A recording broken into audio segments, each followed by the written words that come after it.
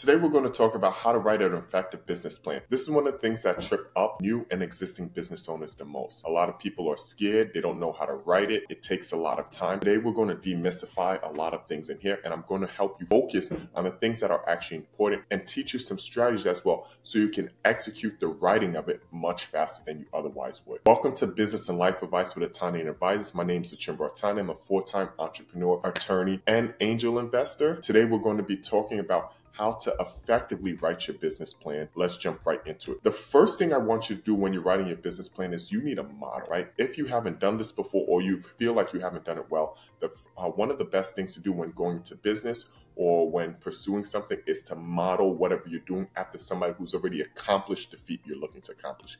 So what do I mean by that? Look at the companies. What are the companies that you admire the most, right? That you want to be with, that are your biggest competitors. Doesn't matter how big they are. They can be a multi-billion or trillion-dollar company. Go look at them and see, okay, do they have a business plan? First, do a quick Google search or search about them, see if they have a business plan and look into it.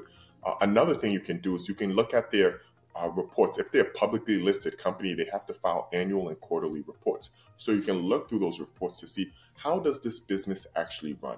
And I want you to start, before you start writing your own business plan, write a business plan about this company. Say, okay, this is what they're doing. This is how much it costs for them to do this. This is how much it costs for them to do this. That this is the profit margin they're making on this type of product. This is the profit margin they're making on this type of service. These are their key partners.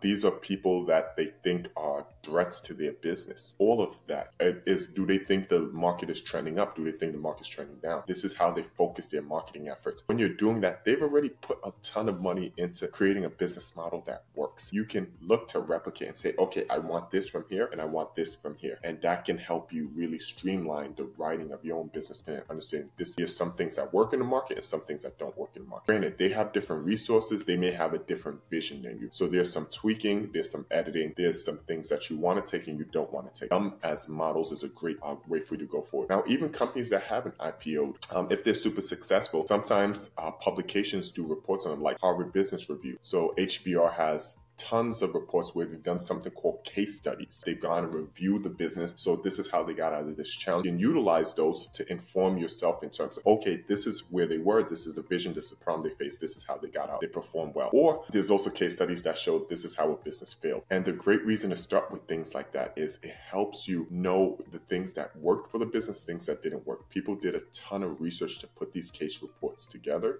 these case studies together, and you can take their research and utilize it to help you write your business plan faster, write it better, and hopefully start off with strong assumptions, because that's really what a business plan is. It's a list of strong assumptions that you have about why your business will work and the things that you think are most important to. So if you can test, you can already take from what others have assumed and see whether that works or doesn't work, and maybe find a critical flaw in it, or you can maybe find the secret ingredient that's going to help you grow faster. Then you can also see, just by watching them, going and evaluate, okay, looking up who are their customers, why do they love them? Are there things that are it? So for smaller companies that don't have these types of reports, just looking, hey, who are their customers? What's their leadership? What's the structure of their team? Looking on their company page, okay, they've hired this person, this person, this person. Okay, I kind of see how that works. So you're trying to pull as much research ethically as you can to understand this is why this business is successful.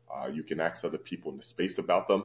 You can also go and talk to them. Say, hey, I'm looking to start something that's similar. I think we can collaborate in some ways. Are there any tips you'd give me? I'm working on this. A lot won't, but a few might. So those are some things to think about. And the first thing I would say is to go and find models before you go out and write it. Now, after you find models, I want you to take a hard look at yourself. This business plan is an exercise for you to do. So you're evaluating yourself, you're evaluating your vision, and you're evaluating the team and evaluating the market. So you need to evaluate these 4 things for you to really be successful. So you're going to start off by taking a hard look at yourself. And the things, there's many different categories. You have your executive summary, you have your executive summary, you have your sales plan, you have your market research. I want you to start off with market research, right? We've already done this in the first step. So you're pulling that information here. All right.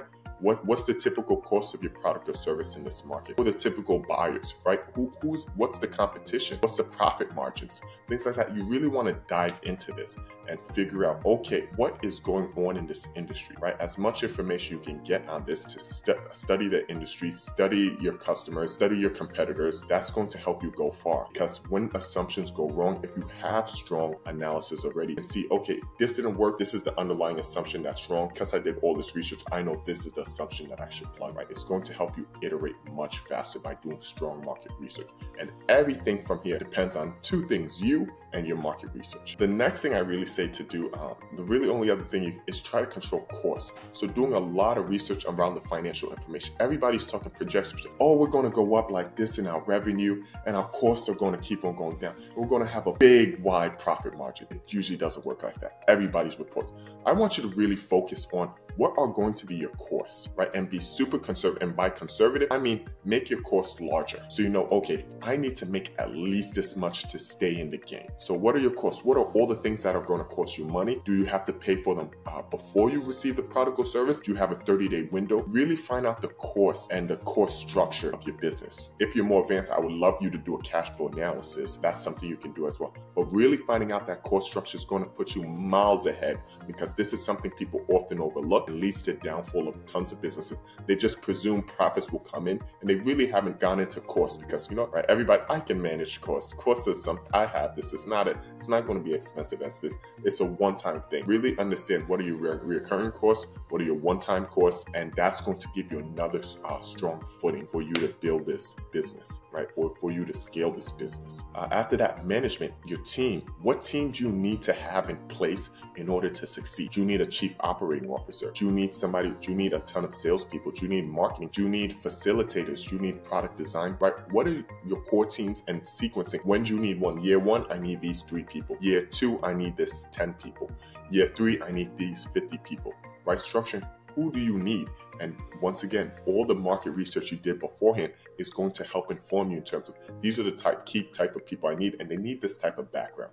Right? The more work you do on this, it's going to make it easier. I'm trying to help you do this faster and quicker, but also I want this to be a leverage thing that you can utilize, a playbook for your business. And you say, you know, here I am, I need this type of person. And you're going to pivot. I'm not saying things won't change in it, but if you do enough work, rest of the pivot you have to make, you already be able to pull in a ton of information into that pivot. And therefore, it's not as much of a work in terms of a turnaround as it otherwise would be. So who's your management team? How are you running them? So where are you on your business plan? What's the thing that you think is most important here for you to focus on?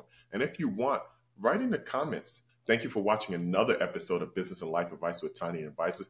Don't forget to like and subscribe to our channel. God bless. I hope you have an amazing week.